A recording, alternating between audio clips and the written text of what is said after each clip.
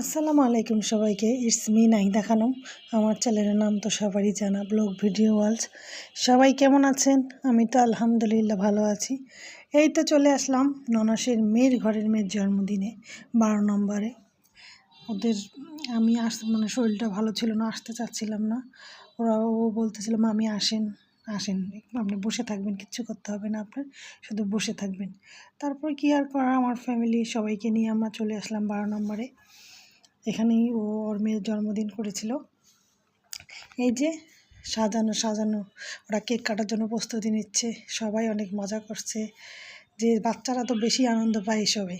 এই যে দুষ্টামি, যে যার মতো দুষ্টামি করতেছে, এই যে স্প্রে মারতেছে, যে যেভাবে পারতেছে মজা করতেছে। আসলে বাচ্চাদের আনন্দটাই বেশি এখানে, এই জন্যেই আসা।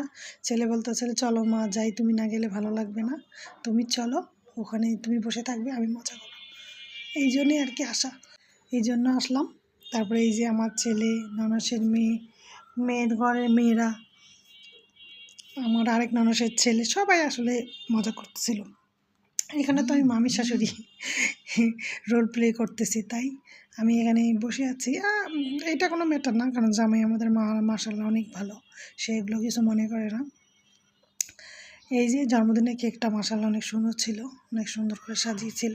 খাবার দাবারগুলোও মজা ছিল, যে যার মতো খেয়েছে। ও আসলে বুফে করেছিল, বুফে আগেই বুকিং দেওয়া ছিল যে আমাদের এতজন মানুষ আসবে, ওরা আগেই সাজিয়ে রেখেছিল।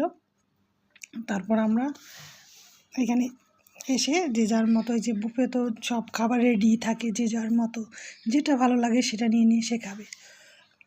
এই যে খাবারগুলো রেডি করা আছে, যে যার যেটা ইচ্ছা সেটাই নিয়ে এখান থেকে খেয়েছে।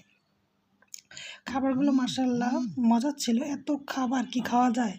তুই একটা টেস্ট করে, বাকিগুলো আর খাওয়া হয়নি, একটু দিয়ে পেট ভরে যে গেছে। তাছাড়া তো আমার শরীর ভালো ছিল না, বেশি খেতেও পারিনি। আল্লাহ পেয়ে